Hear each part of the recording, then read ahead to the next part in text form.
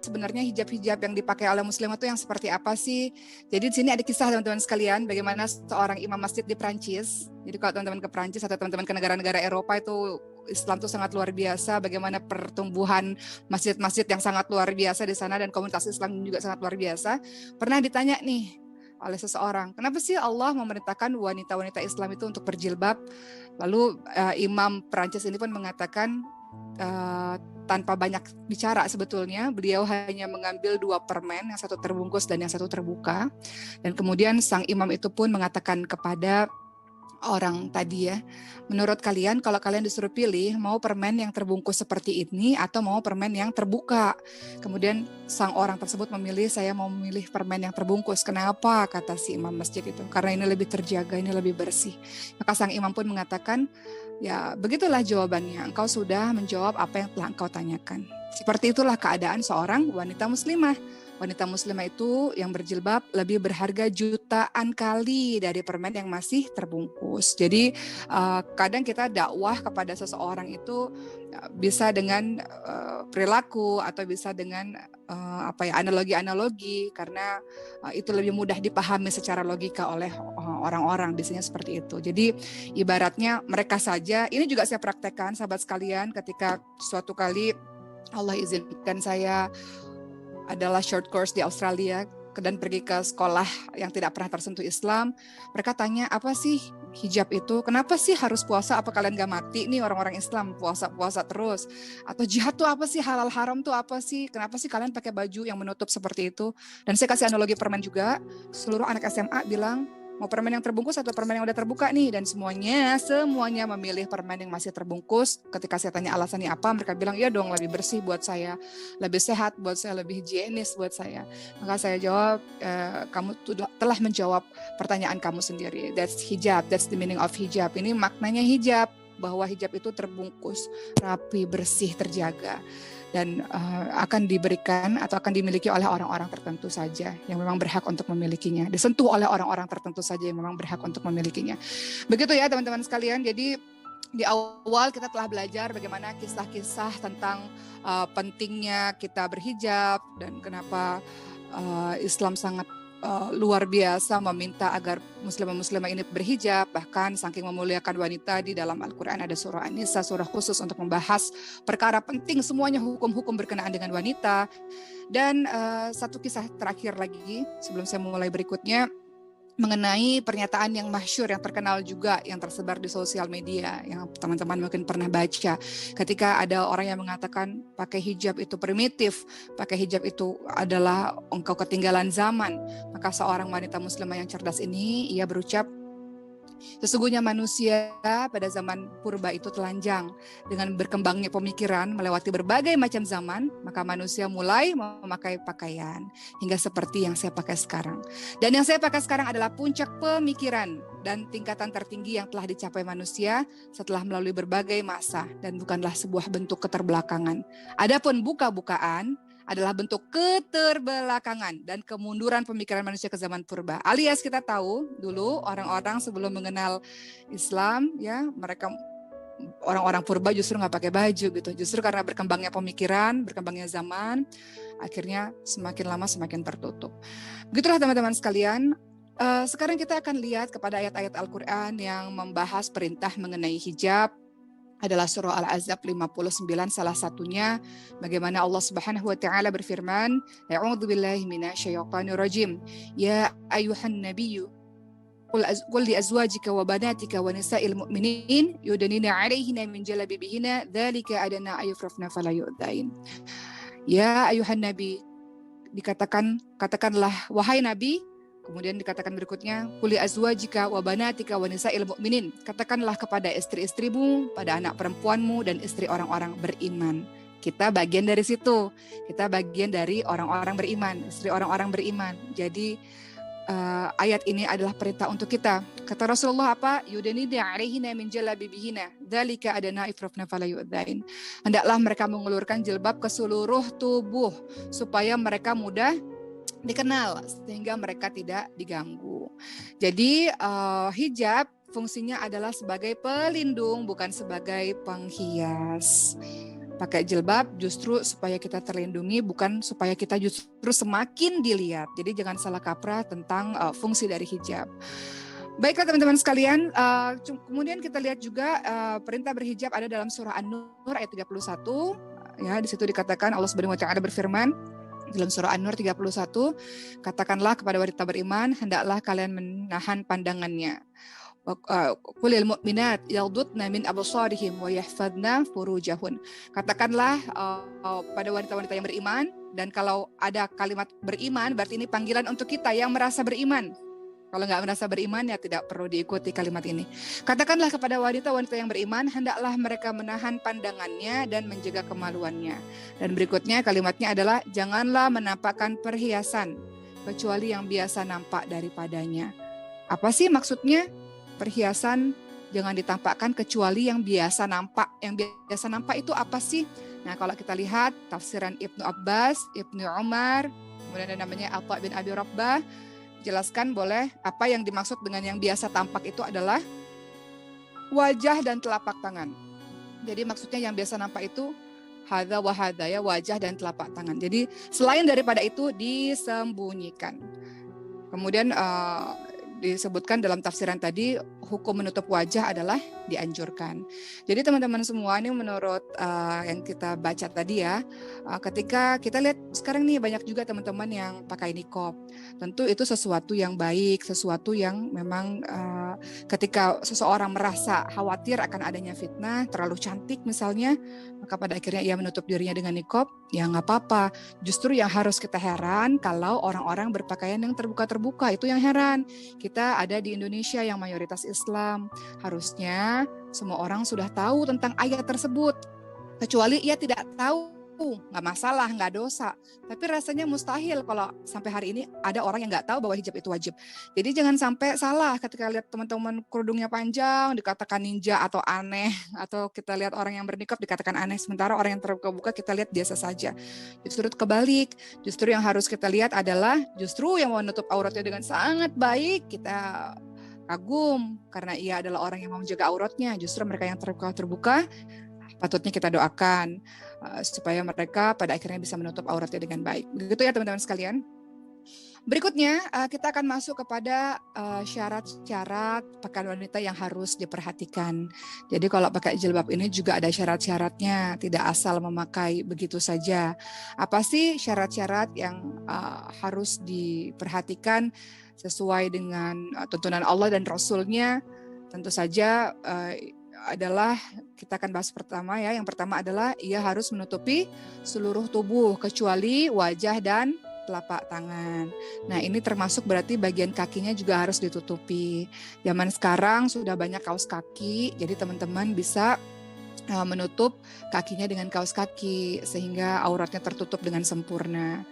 Ini pernah ditanyakan oleh seorang wanita di zamannya Rasul, mana sih yang boleh terlihat? Rasul katakan hadza wa hadza. Jadi wajah dan telapak tangan, maksudnya ini ya, bagian tangan ini ya, itu yang boleh terlihat. Kemudian selain itu yang kedua, syarat kedua apa sih kalau kita pakai jilbab? Apa sih yang harus kita perhatikan teman-teman sekalian?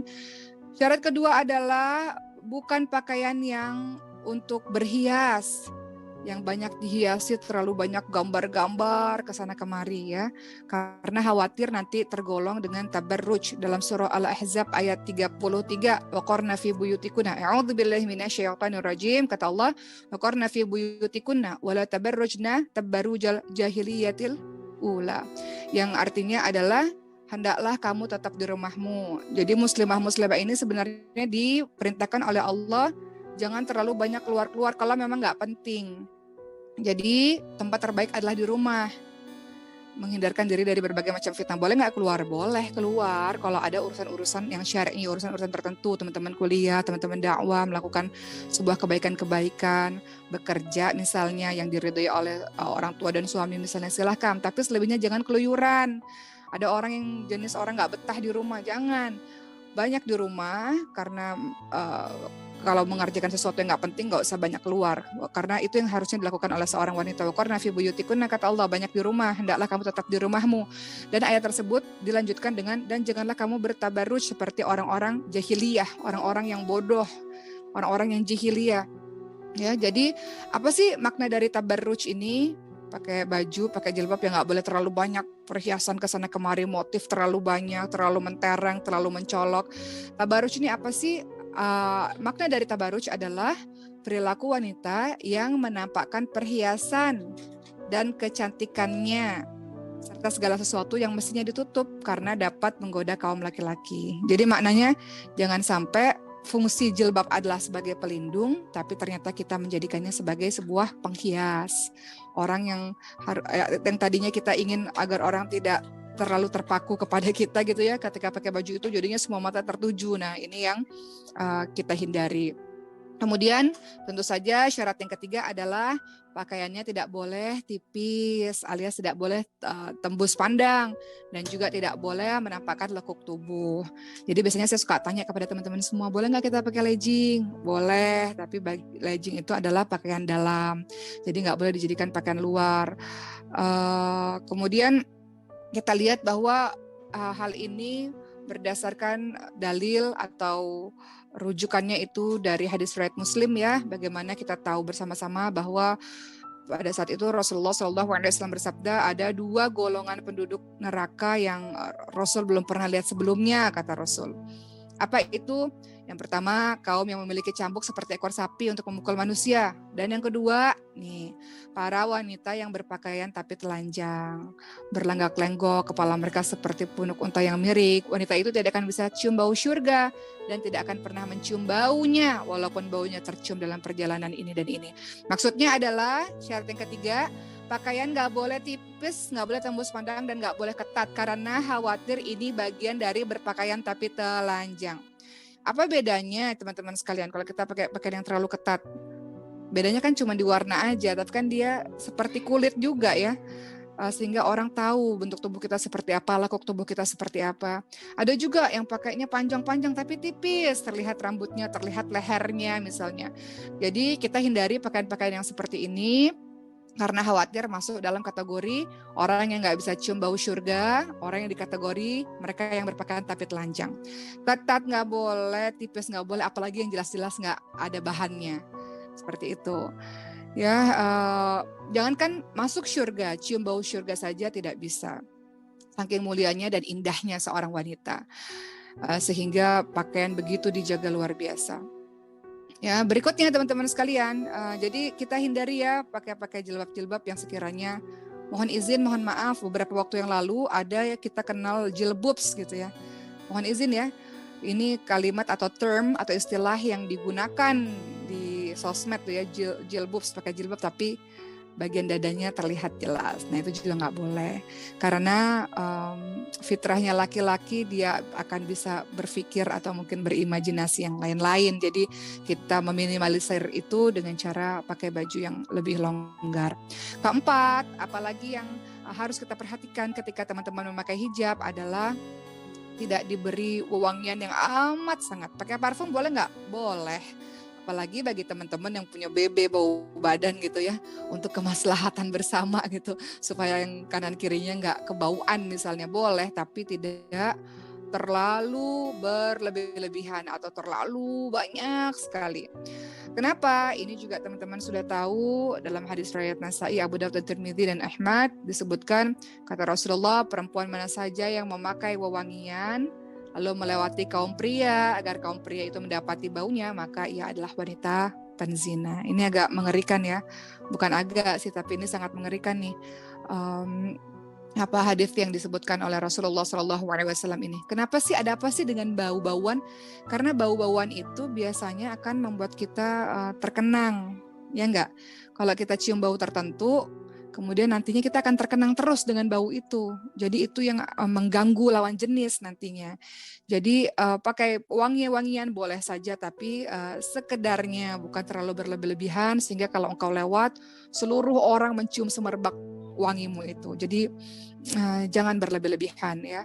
Jadi syarat yang keempat, jangan diberikan wewangian berlebih-lebihan. Kemudian syarat yang kelima, ketika teman-teman memakai hijab, apa yang harus teman-teman perhatikan? Dia tidak boleh menyerupai pakaian pria dan pakaian non-muslim.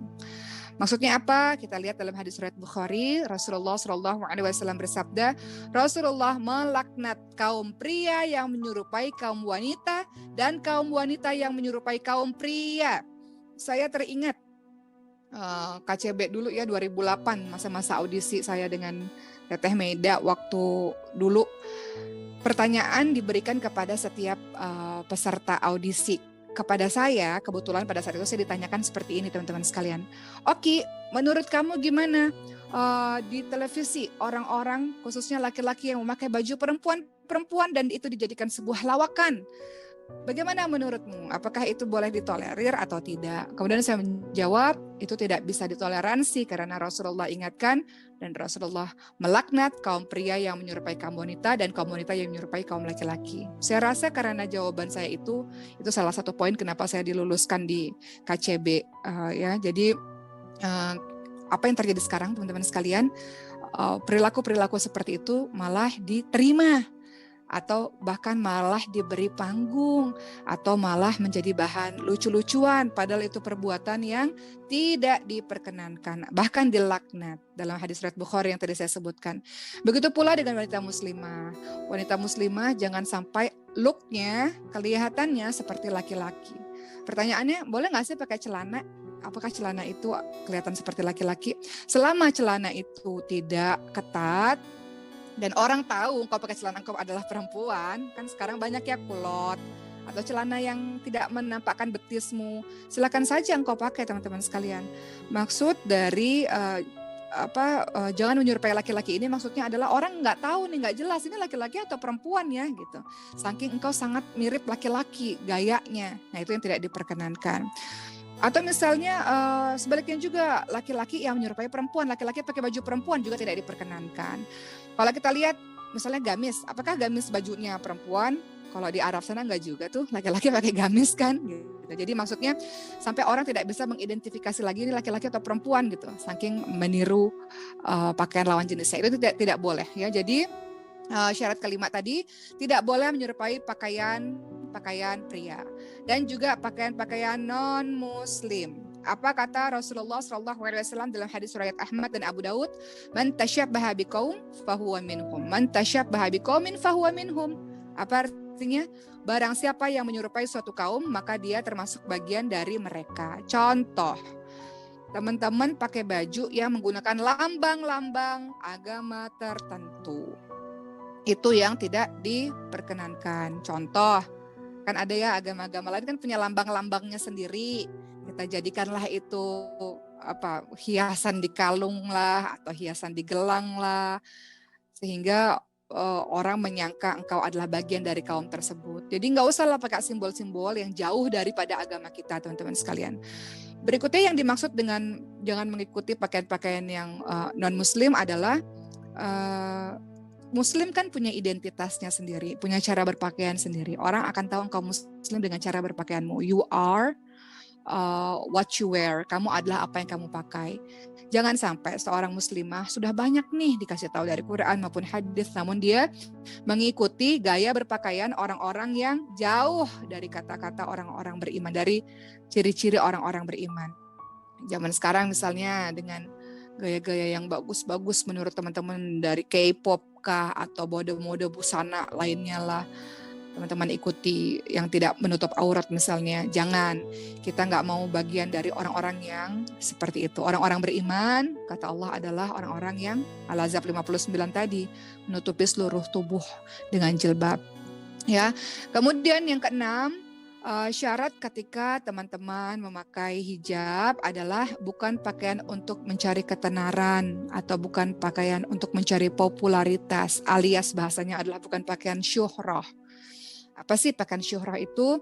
Dalam hadis riwayat Abu Dawud dan Ibnu Majah dijelaskan Rasulullah SAW bersabda dari Abdullah bin Umar, barang siapa yang mengenakan pakaian syuhrah di dunia, pakaian ketenaran, pakaian popularitas, niscaya Allah akan mengenakan pakaian kehinaan padanya pada hari kiamat, kemudian membakarnya dengan api neraka. Pakaian syuhrah ini apa sih maksudnya? Pakaian syuhrah adalah pakaian yang paling mewah, atau ketika teman-teman pakai di tempat yang nggak sepatutnya, teman-teman yang paling menonjol sendirian gitu. Sehingga ketika teman-teman lewat, teman-teman yang paling berbeda sendirian dibanding yang lainnya. Ya, jadi pakaian syuhrah juga dimaksud dengan pakaian yang berbeda dengan pakaian yang biasa dipakai di negeri tersebut, yang tidak digunakan di zaman itu. Nah, itu pakaian syuhrah, pakaian yang dia mau beda sendiri. Dia mau terlihat ini mohon maaf ya kalau ada backsound suara-suara bayi ya, ini ibu beranak 4 soalnya. Ya, jadi yang tidak diperkenankan adalah pakaian syuhrah tadi, pakaian yang beda sendiri, pakaian yang tidak lazim digunakan di daerah itu. Contoh misalnya, teman-teman kalau pergi ke daerah-daerah Arab misalnya, kalau di Mekah kan umrah, memang kalau umrah itu orang dari berbagai macam tempat, orang-orang akan datang, sehingga jenis pakaian warna itu biasa. Tapi sebenarnya orang-orang Arab kan pakainya hitam-hitam. Tiba-tiba ketika teman-teman lihat satu perkumpulan semuanya hitam, tiba-tiba teman-teman pakai pakaian warna pink, itu pakaian syuhrah. Karena teman-teman beda sendiri, karena tidak lazim digunakan. Tapi kalau di Indonesia, teman-teman pakai baju pink, pakaian syuhrah enggak? Enggak, karena semua orang menganggap pink atau kuning atau biru misalnya adalah hal yang biasa gitu ya. Jadi kita menyesuaikan, lazim enggak nih pakaian yang kita pakai? Aneh nggak nih pakaian yang kita pakai? Kalau nggak lazim, beda sendiri, jadi pusat perhatian, berarti namanya pakaian syuhrah. Termasuk pakaian yang terlalu mewah. Ada loh syar'i tapi mewah, misalnya dari atas sampai bawah semuanya mewah, sehingga menarik perhatian orang. Itu juga pakaian syuhrah. Apa katanya tadi? Kalau pakai pakaian syuhrah, maka Allah akan mengenakan pakaian kehinaan di hari kiamat.